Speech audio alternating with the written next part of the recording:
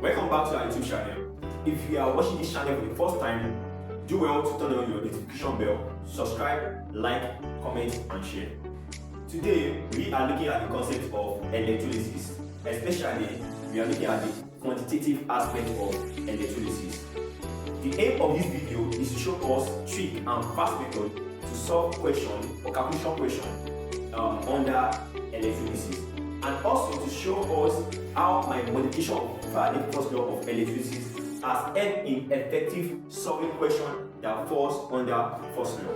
Let's look at this question. This question, a solution of copper 2 to 6 is electrolyzed with a current of 6 ampere flowing for 5 hours. Calculate the mass of copper deposited. Now this question falls under the first law of electrolysis, because this question is talking about the mass of copper that is deposited when a certain quantity of electricity is supplied to that electrolyte. Now that brings us to my modification of the first law of electrolysis, which states that the quantity of a substance deposited during an electrolysis is directly proportional to the quantity of electricity passing through it. The modification that I brought to the first law of electrolysis is the concept of the quantity of substance deposited during an electrolysis process. Now, from all the chemistry textbooks that I have read so far, they usually liken directly the mass of a substance deposited during an electrolysis process to the quantity of electricity passed through it. But from my research, I saw that it's not only mass of a substance that can only be calculated. We can also calculate the volume of a gas liberated during an electrolysis process. Why? As metal can be deposited as our electrode, also a gaseous substance can also be liberated as our electrode. And if a gaseous substance is liberated as our electrode, we need to calculate the volume of that gas that's liberated. That is why I modified that law and I used the quantity of a substance deposited. And that means that from that concept, we can now calculate the mass of a substance that is deposited or the volume of a gas that is liberated. Now, let's come back to our concepts and let's use our first law to solve this question. Now, let's relate our quantity of substance, which we want to calculate, which is mass, to the quantity of electricity that is supplied to it. Now, let's express the law mathematically. Our M, which is our quantity that is deposited, is directly proportional to Q, quantity that is deposited, which is now mass, is directly proportional to the quantity of electricity passed through it. Our Q is representing our quantity of electricity. Now, introducing our constant, our M varies as ZQ, where this our Z is our constant and it means electrochemical equivalence. So it will be equal to, our M is equal to ZQ. Alright, if you make our Z in substitute formula, we have M divided by Q. From this our formula, we can bring out the formula that we can use to solve any question that falls under the first law of electrolysis by saying our M1 over Q1 is equal to M2 over Q2. Now, this law is the first law and can be used to solve any calculation question that comes under the first law of electrolysis. Now, let me define each parameter that is inside this formula that we want to use to solve our question.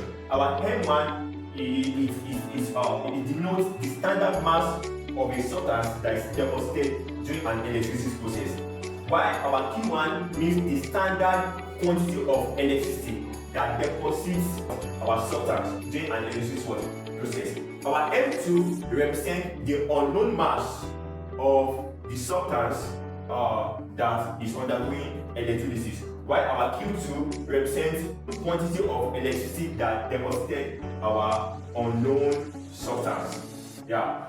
Now let's come to this question and let's use this formula to solve this question that we have on our board. Alright, but before we can solve this question, The first step in attempting any electrolysis calculation or in solving any calculation question that comes under electrolysis is to write the standard reaction of the electrolyte when it is undergoing electrolysis, because it is from that reaction that you are going to get your standard mass of that substance that is deposited during an electrolysis, and that's when you are going to get your Q1, which is the standard point of electricity that deposits that substance that is undergoing electrolysis. Now, we have to first write the reaction of copper when it is undergoing electrolysis. Note that the general aim of electrolysis process is to show us how electric current is breaking down a chemical substance which is in molten form or in aqueous solution. That means that our copper here must be in in a ionic form, because the purpose of being in molten form or in aqueous form is that we want to ionize our substance. When your substance is in molten form or in an aqueous form, it means that substance has undergone ionization and the substance has turned to anion. That means that our copper is inside our electrolytic cell. We are broken down to copper 2 plus and SO4 2 minus. It is when our electrolyte is in form of ion like this that they can conduct electricity. So this is the reaction of copper inside the electrolytic cell. This is how our copper will be in the electrolytic cell. It will be in form of ion. Now, when electricity is now supplied to this electrolyte that is in form of ion like this, the supply of electricity will cause the mobility of ion to their respective electrode. Copper will move to the cathode to go and gain electron, while our SO4 2 minus is going to move to the anode to go and deposit electron. So let's write the reaction. Copper 2 plus will move to the cathode to go and gain 2 electrons to become copper metal. The aim of our electrolysis process is to turn a ionic compound to a metallic form again, or to turn an ionic form to a gaseous substance. Because one of the importance of electrolysis is production of substances. Now, our copper 2 plus is going to gain 2 electrons to turn back to copper metal, because it lost 2 electrons to become copper 2 plus. To return back to metal, it has to gain 2 electrons to return back to copper metal. Now, this is the reaction of copper inside the electrolytic cell. It's from this reaction that we are going to get our M1 and our Q1. These are standard mass deposited and standard points of electricity that deposited our standard mass. Now, our 2 electrons here, what is flowing through our electric current is electron.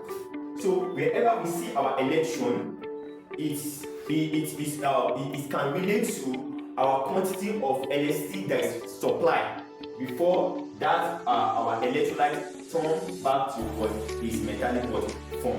So these 2 electrons is symbolizing our quantity of electricity that is supplied to our copper before it is undergo electricity and turn back to copper metal. Now, there is a relation between electron and quantity of electricity, and our quantity of electricity can be measured in Faraday or in Coulomb. So 1 Faraday is the quantity of electricity needed to deposit 1 mole of electron. That's the relation between electron and Faraday, which is one of the way of measuring quantity of electricity. That means that our 2 electrons here means 2 Faraday, because the 1 Faraday is the quantity of electricity needed to deposit 1 mole of electron. So if the 2 electron is equal to 2 Faraday. If what is needed to deposit copper is 3 electrons, our 3 electrons will be equal to 3 Faraday. If it's 4 electrons, here, 4 electrons is equal to 4 Faraday. And also there is a relation between Faraday and Coulomb. What's the relationship? 1 Faraday is equal to 96,500 Coulomb. We say that we can measure our quantity of electricity in Faraday or in Coulomb. Alright, there is a relation between Faraday and Coulomb. Let's now solve this question. Now, our M1 here is the mass of copper that is deposited at our cathode when the electrolysis process has taken place, and the mass of copper that is deposited here is what? Is 63.5, because it is 1 mole of copper that is deposited here, and 1 mole of a substance is equal to the molar mass of that substance or the atomic mass of that substance. Because it's 1 mole of copper that is deposited here, and always in our electrolysis 1 mole of our substance will always what? Be deposited. So 1 mole of copper is equal to what? 63.5. That's we have gotten our M1. We only get our M1, our Q1 from our chemical reaction. That electrolyte undergoes when undergoing electrolysis. So our M1 is 63.5. My Q1 is what? Is my 2 Faraday. My Q1 is point of electricity supply, and I've said that our electron is directly proportional to our number of Faraday. That is 2 Faraday. My Q1 is 2 Faraday, which I can turn to Coulomb also. By turning to Coulomb, that will be 2 times 96500 Coulomb. So my Q1 is 19300 Coulomb. If you do your calculation, that's what you are going to get. So our M2 is the mass of copper that we want to calculate. Our M2 is unknown. Then our Q2 is the quantity of electricity that is needed to deposit our unknown mass. That is our Q2. And know that your quantity of electricity is the difference of current and time, which our current is measured in ampere and our time is measured in seconds. So my Q2, my Q means is made of time and current, but it will be Q2 now, but that's what we find. So here I come to my current is 6 ampere, 6 times, and my time is 5 hours. I will turn into seconds because our standard unit for time is second. That will be 5 times 60 times 60 to turn into seconds. So I have here 6 times 18,000. 5 times 6 times 60 is 18,000. 6 times 80,000, I have 108,000 Coulomb. 108,000 Coulomb. Substitute my parameter into my formula. My M1 is 63.5 over 193,000 is equal to my M2 over 108,000. I'll cross multiply 193,000 M2 is equal to 63.5 times 108,000. My M2 is 63.5 times 108,000 divided by 193,000. My M2 is what? 35.6 grams. That is the mass that is deposited when 108,000 Coulomb is supplied to that electrolytic process. Back to this second question. This question still falls under Faraday's first law of electrolysis, because this question is talking about we should calculate the volume of oxygen that is liberated during an electrolysis when this amount of quantity of electricity is supplied to it. So here we are relating quantity of electricity that is supplied to the volume of oxygen liberated. That's our formula becomes V raised as Q. We are talking about the quantity of electricity that is liberating a certain volume of a gas. So here we are relating quantity of electricity to volume. From here we can get our formula. Our V is equal to ZQ and our Z is equal to V over Q.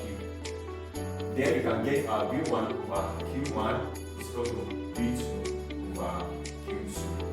To get our V1 and our Q1, we need to write the equation of the reaction that occurs that led towards the liberation of oxygen.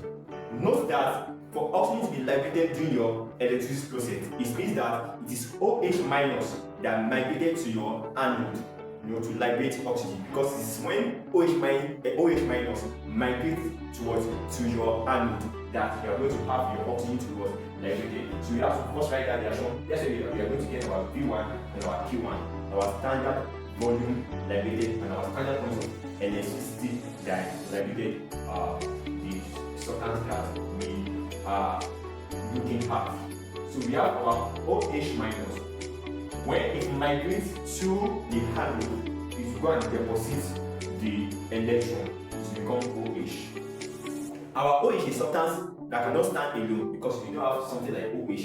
We have something like OH, it can stand alone, but there's nothing like OH in chemistry. It cannot stand alone. It has to combine the self again to form H2O plus oxygen.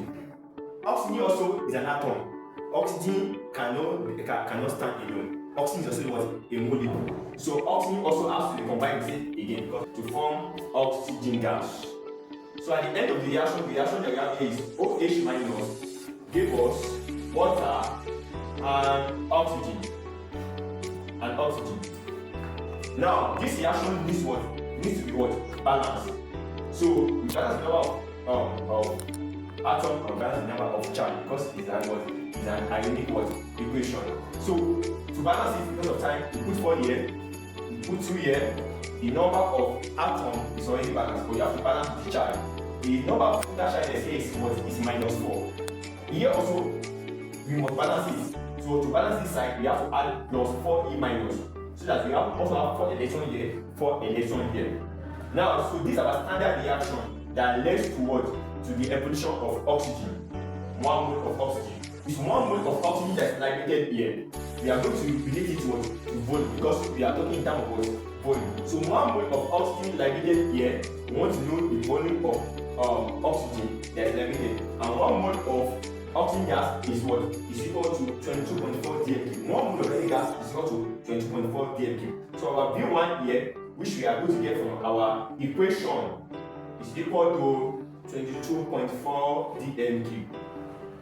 We always get our P1 and our Q1 from our equation of reaction, and our Q1 is the point of electricity that led to the evolution of 1 mole of oxygen gas. What is that number of electrons? That is 4 electrons.